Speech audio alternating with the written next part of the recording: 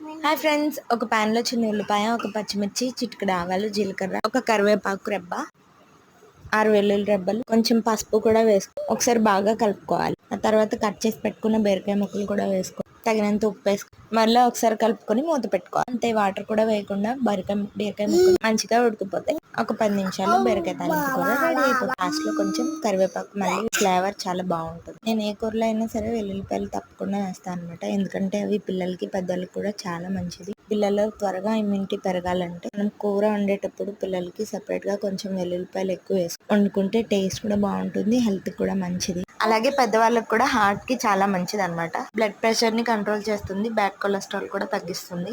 ఇంకా చాలా ఉపయోగాలు ఉన్నాయి. నేనైతే ఈ కూర మా పాప కోసం వండాను.